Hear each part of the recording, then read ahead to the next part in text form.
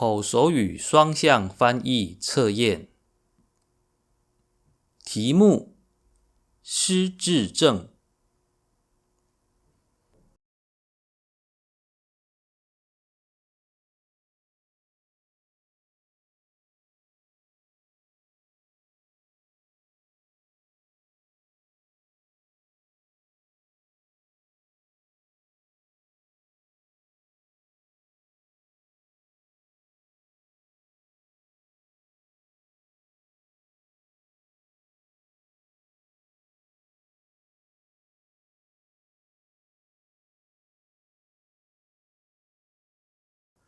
这是一个很重要的问题。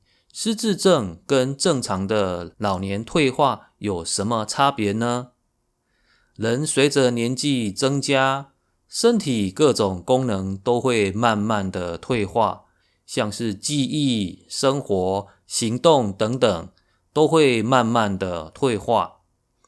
但是正常的老化其实仍然可以维持稳定不错的生活功能，虽然记忆可能会比较差一点，但是只要经过提醒，还是可以想起来。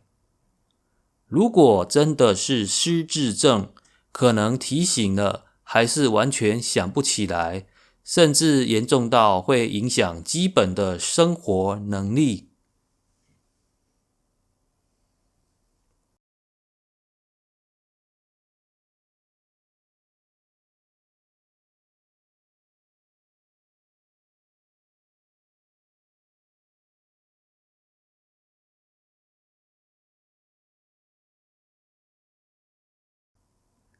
老人的记忆会退化，但是提醒他后可以想起来。但是如果是失智的话，即使经过提醒，也不见得能够完全的想起来，甚至完全都忘记了。所以记忆是第一个我们常常见到的一个警讯。第二个，生活各方面，例如跟人家约定时间，可能会常常忘记，甚至忘记自己的银行提款卡密码，还有从家里走出去后，可能不知道怎么回家了。第三，个性或是情绪的改变，譬如说原本是性情很温和的一个人，可能开始出现暴躁的行为。